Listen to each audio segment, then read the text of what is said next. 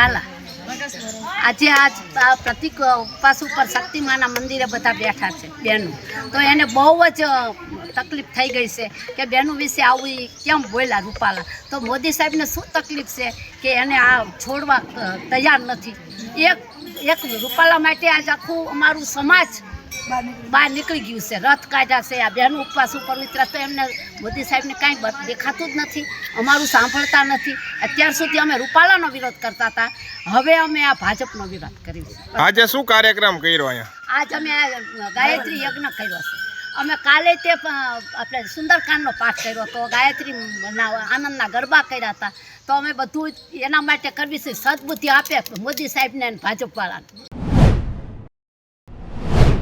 રાજેન્દ્રસિંહ ઝાલા, સરદારકા. અત્યારે અમે શક્તિમાના મંદિરે પ્રતિક ઉપવાસ ઉપર બધા બહેનો ઉતર્યા છીએ. જે અમારી મહિલાઓની માગણી છે એની કોઈ નોંધ નથી લેવાતી, એટલા માટે થઈ અને અમારે આ કરવું પડે છે. અને આજે અમે અહીંયા હવનનું આયોજન કરેલું. એ હવન એટલા માટે કે બધાને સદબુદ્ધિ ભગવાન આપે અને બધાની, અમારા ભાઈઓ દીકરાઓની બધાની રક્ષા કરે, એટલા માટે થઈ અને અમે આજે અહીંયા હવનનું આયોજન કરેલું હતું. અને સરકારશ્રી પાસે અમારે એટલી જ માગણી છે કે અમને પૂરતો ન્યાય અપાવે, બસ આ જ અમારી ઈચ્છા છે. મારું નામ નૈનાબા પી જાડેજા. અમે આજે અહીંયા પ્રતિક ઉપવાસ ઉપર 4 દિવસથી બેઠા છીએ, બરાબર. અને અમે અહીંયા આજે હવનનું એક આયોજન કર્યું છે, જેથી ભગવાન એને ખરેખર રૂપાલાભાઈને સદબુદ્ધિ આપે. એના કારણે અમે આ જે કરી રહ્યા છીએ. અમારા ભાઈઓ છે આજે 4 દિવસથી ઠેક ઠેકાણેથી બધે ઘરે ઘરેથી અને રથ ગામે ગામથી રથ કાઢ્યો છે. અને જે રથમાં જોડાણા છે આવા ખરેખર અમારા ક્ષત્રિયો જ કરી શકે, બાકી કોઈની તાકાત નથી કે આ પગલું ભરી શકે, હવન કરી શકે, રથ કાઢી શકે. અને અમારી આ એકતાને ખરેખર ઠેસ પહોંચી છે.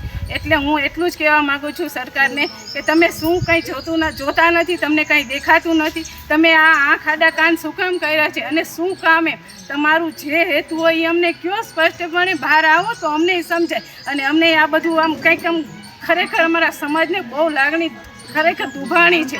એટલે અમે એટલું કહેવા માગીએ છીએ સરકારને કે તમારી કોઈ પણ અમારી જો ધ્યાનમાં લેવું ન લેવું હોય તો અમને એ પ્રમાણે કહો, તો અમે બધી રીતે લડવા તૈયાર જ છીએ અને લડી લઈશું. આ અમારું એક ઉદ્દેશ છે, તમારે સાંભળો, બસ બીજું કંઈ નહીં. જય માતા.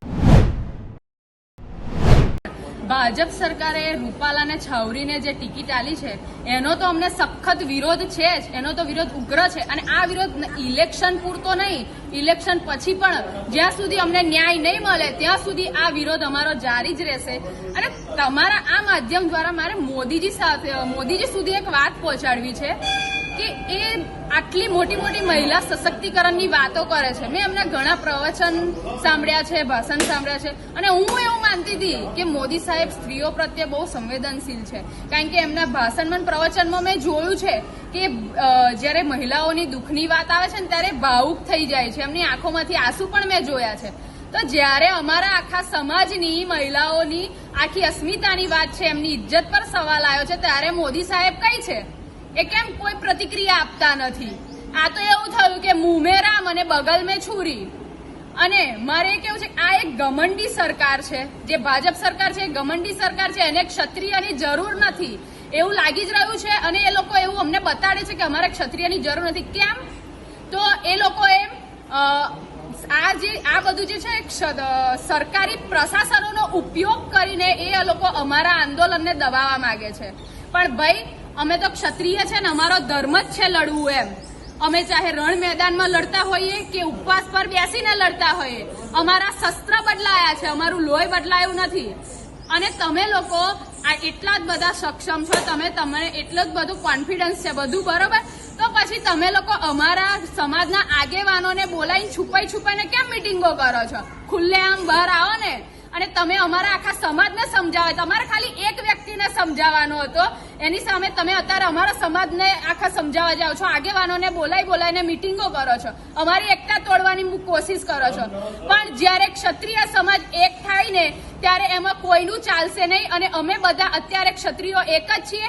અને તમે જે તમારી પુરુષોત્તમ રૂપાલાને ટિકિટ આપીને જે તમે પ્રતિક્રિયા બતાવી છે, હવે આનું રિઝલ્ટ અમે ઇલેક્શનમાં ભાજપ વિરુદ્ધ મતદાન કરાવીને અમે અમારી પ્રતિક્રિયા બતાવીશું. જય ભવાની જય ભવાની જય ભવાની જય ભવાની.